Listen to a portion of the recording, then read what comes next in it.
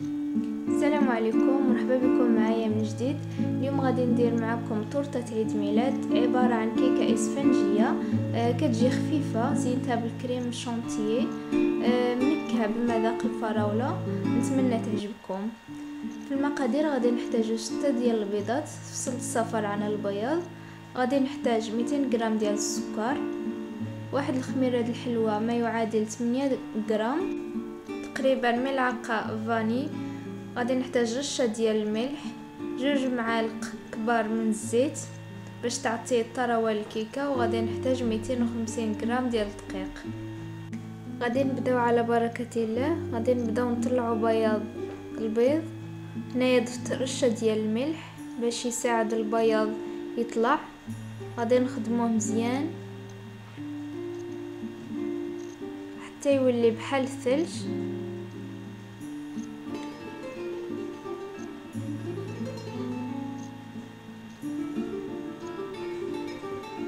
كيف ما كتشوفوا بحال هكا.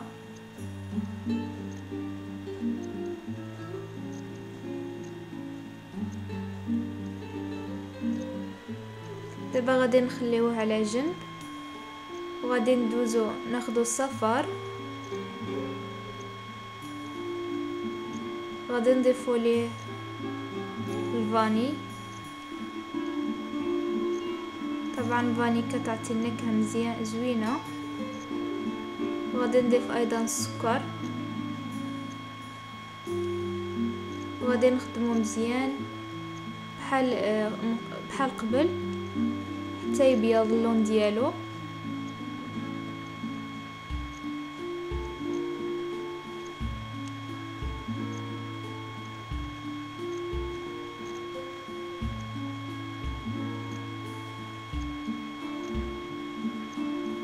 كما كتشوفوا اللون ديالو ولا ابيض.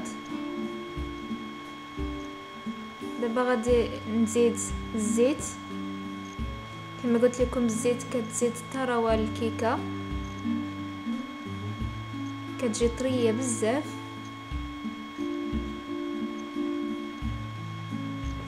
وغادي نزيد نكمل نخدم فيه مزيان. صافي دابا غادي ندوز ناخد الدقيق اللي كنت غربلته من قبل. غادي نزيد نغربلو عاوتاني باش ندخل فيه الهواء، ونزيد الخميره. وغادي نبقى نخلط بحال هكا في اتجاه واحد.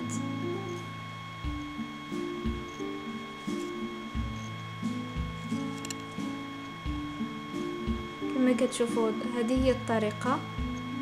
غادي نزيد البياض اللي خدمناه من قبل ونخلط،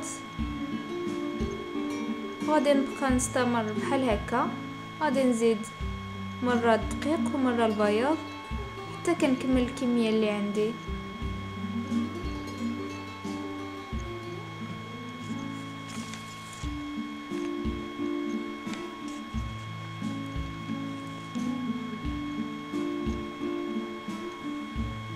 كما قلت لكم كنخلطوا بطريقه الطي باش ما يطيهبطش. من بعد تنصبوها في المول وندخلوها في الفرن اللي كنا سخناه من قبل على 180 درجه لمده 20 دقيقه.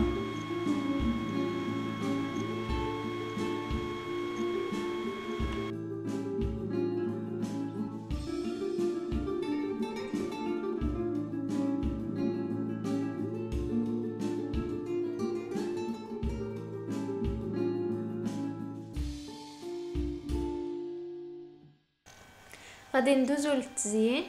عندي هنايا كاس كبير ما يعادل 250 مليلتر كريم شونتيي، خاصها تكون بارده من قبل مزيان. غادي نطلعوها مزيان نخدموها حتى كتولي شاده بحال هكا.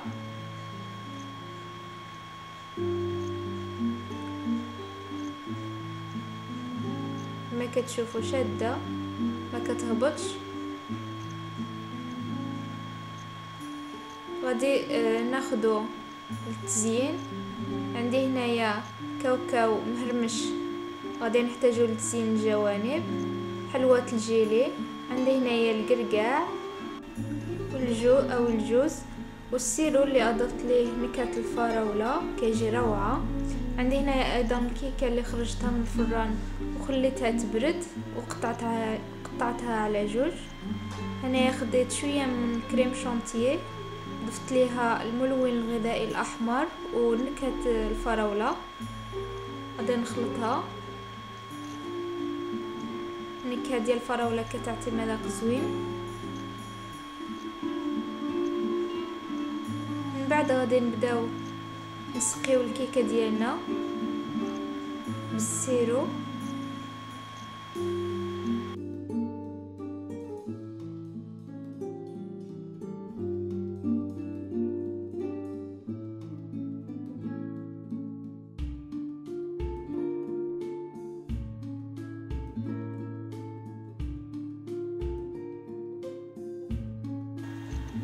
من بعد نزيدو الكريمه من فوق.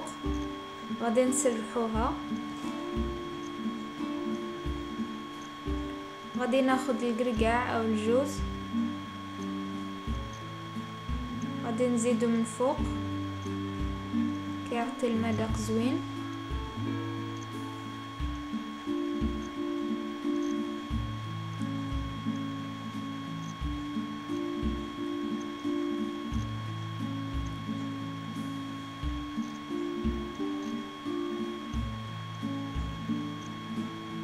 بالاخير غادي نحط الجزء الثاني من الكيكه من الفوق وغادي نسقيوها بالسيرو.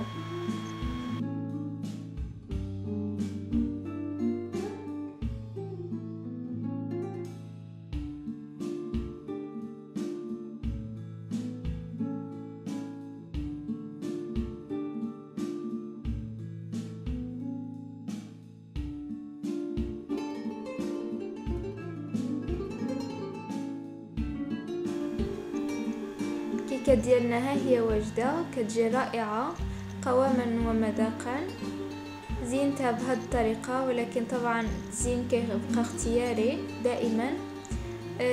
كما حبيتي تزينيها بالفواكه وعلى حسب الرغبه ديالك.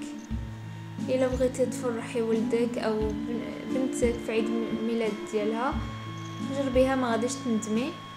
نتمنى تنال الاعجاب ديالكم، وما تنساوش تقولوا لي الراي ديالكم او الى عندكم اي استفسار. ونتلاقاو في فيديو جديد ووصفه جديده ان شاء الله، وبالصحه والراحه.